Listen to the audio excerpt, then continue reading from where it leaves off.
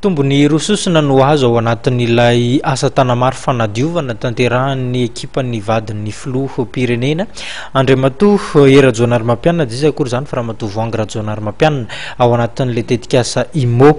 Araka izany ny teny amin'ny fokotanin'ny maroroa manakambay indray no nampiatrano ity hetsika fanadiovana ity sady madio ny tanàna no mahazo asa ihany koa ireo mponina amin'izany faritra izany.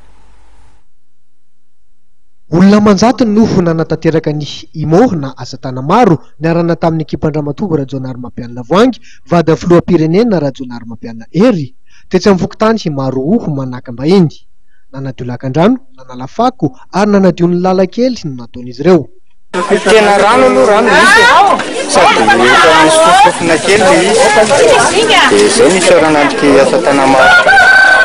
Isan'ny olana namenjady ity fokotany Maroho Manakambahiny ity ny tsy fisiany rano kanefa dia isan'ireo fokotany bebonina izy araka ny nambaran'Andriamatoa Rajonary Velondriamandroso filohan'ny fokotany ao an-toerana.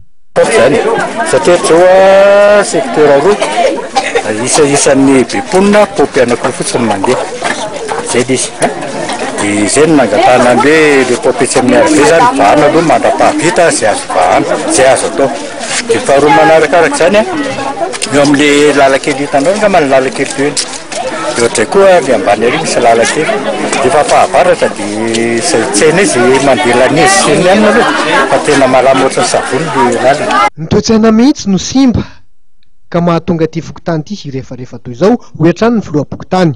Mila fanentanana araka izany ireo mponina ao toerana mba hialany amin'ny hivazaran-dratsy.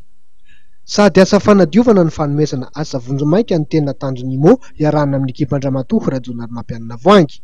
Aritra 10 andro izy ity ary fokotany miisa 5 eto Antananarivo no azo tombotsoa amin'izany.